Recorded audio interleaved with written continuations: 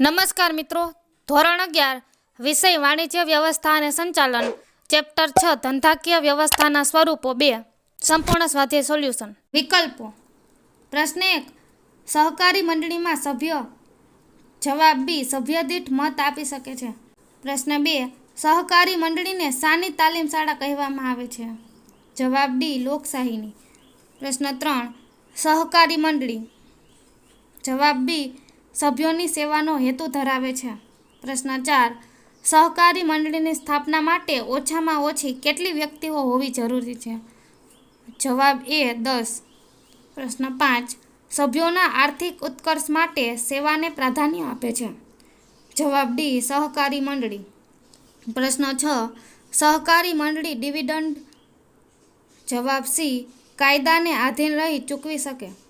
પ્રશ્ન 7, આર્થિક વિકાસના એન્જિન તરીકે કોને ગણાવી શકાય? જવાબ ડી, કંપની. પ્રશ્ન 8, ભારતમાં હાલમાં કયો કંપની ધારો અમલમાં છે?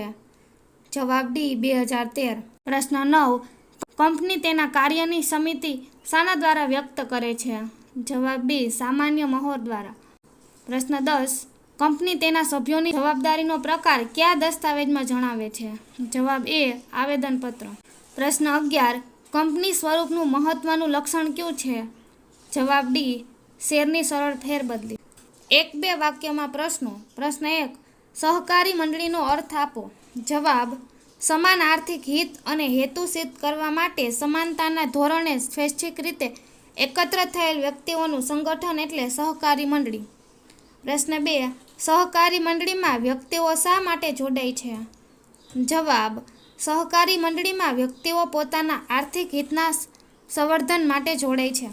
પ્રશ્ન 3, સહકારી મંડળીનો મુખ્ય ઉદ્દેશ કયો છે? જવાબ, સહકારી મંડળીનો મુખ્ય ઉદ્દેશ સભ્યોની સેવાનો છે. પ્રશ્ન 4, સહકારી મંડળીને કાયદેસરનું અલગ વ્યક્તિત્વ ક્યારે મળે છે? જવાબ, સહકારી મંડળીની નોંધણી થતાં તેને તેના સભ્યોથી અલગ કાયદેસરનું વ્યક્તિત્વ પ્રાપ્ત થાય છે. પ્રશ્ન 5, કયા પ્રકારની સહકારી મંડળી તેના સભ્યોને રોજબરોજના વપરાશની ચીજો વાજબી કિંમતે પૂરી પાડે છે? જવાબ, ગ્રાહકોની સહકારી મંડળી તેના સભ્યોને રોજબરોજના વપરાશની ચીજો વાજબી કિંમતે પૂરી પાડે છે.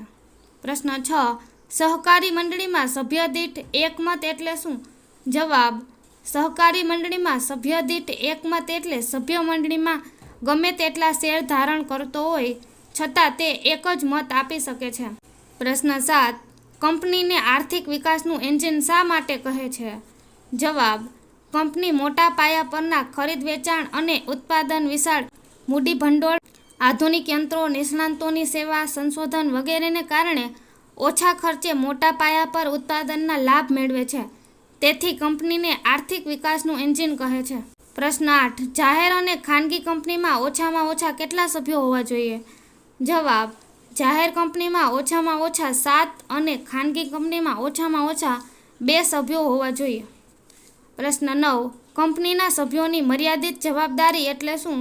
જવાબ, શેરથી મર્યાદિત જવાબદારીવાળી કંપનીના સભ્યોની જવાબદારી તેમણે ધારણ કરેલ શેરની રકમ પૂરતી જ મર્યાદિત હોય છે.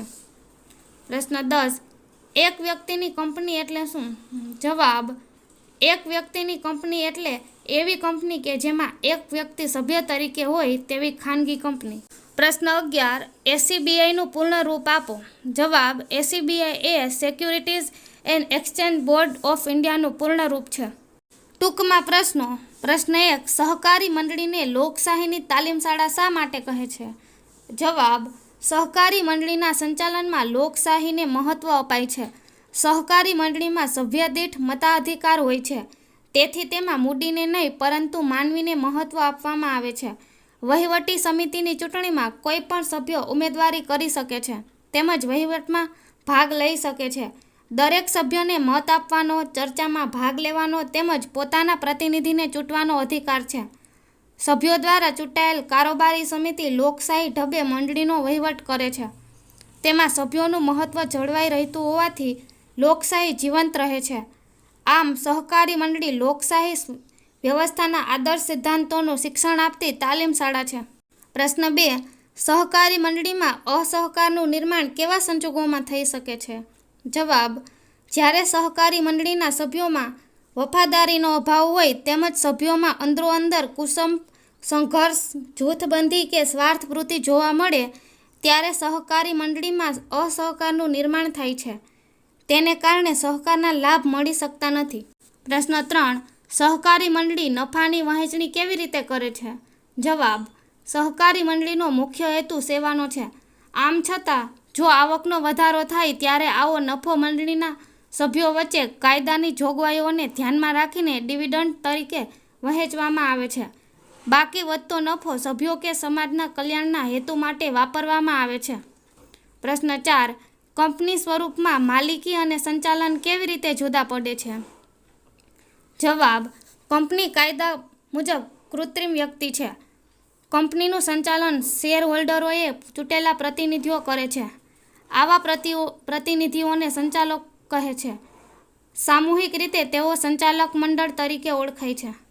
કંપનીને કાયદાથી અલગ અસ્તિત્વ પ્રાપ્ત થાય છે. તેથી કંપની તેના સભ્યોથી અલગ ગણાય છે. આમ કંપનીમાં માલિકી અને સંચાલન બંને અલગ અલગ છે. પ્રશ્ન 5. કંપનીની કોઈ પણ 3 લાક્ષણિકતાઓ સમજાવો. જવાબ: કંપનીની લાક્ષણિકતાઓ. કાયદેસરનું વ્યક્તિત્વ. કંપની ધારા અનુસાર કંપનીની નોંધણી કરાવવા તેને અલગ કાનૂની વ્યક્તિત્વ પ્રાપ્ત થાય છે. કાયદો કંપનીને તેના શેરહોલ્ડરોથી જુદી એવી સ્વતંત્ર કૃત્રિમ વ્યક્તિ ગણે છે. કંપની પોતાના નામે ધંધાકીય પ્રવૃત્તિ કરી શકે છે, અદાલતમાં દાવો માંડી શકે છે, કરાર કરી શકે છે તેમજ કંપની સામે પણ અદાલતમાં દાવો માંડી શકાય છે. કાયમી અસ્તિત્વ. કંપનીને કાયદા દ્વારા અલગ વ્યક્તિત્વ અને અસ્તિત્વ પ્રાપ્ત થાય છે. કંપનીને તેના સભ્યો કરતાં અલગ અસ્તિત્વ પ્રાપ્ત થતું હોવાથી સભ્યોના મૃત્યુ, નાદારી વગેરેની કંપનીના અસ્તિત્વ પર કોઈ અસર થતી નથી. કંપનીનો અંત માત્ર ફડચાની કે વિસર્જનની પ્રક્રિયા દ્વારા જ આવી શકે છે. મૂડીનું નાના હિસ્સામાં વિભાજન. કંપનીની મૂડીને નાના નાના ભાગોમાં વહેંચી દેવામાં આવે છે, જેને શેર કહેવામાં આવે છે. લોકો શેર ખરીદીને શેર હોલ્ડર બને છે. શેરની કિંમત પ્રમાણમાં ઓછી હોવાથી અનેક લોકો શેર ખરીદી શકે છે. આથી કંપની વિશાળ પાયા પર મૂડી ભંડોળ એકત્રિત કરી શકે છે. પ્રશ્ન 6. કંપનીથી સમાજ અને રાષ્ટ્રને કયા લાભ મળે છે? જવાબ: જાહેર જનતા તેમની બચતોનું રોકાણ કંપનીના શેર, ડિબેન્ચર, જાહેર થાપણો વગેરેમાં કરે છે. તેથી બચતને પ્રોત્સાહન મળે છે.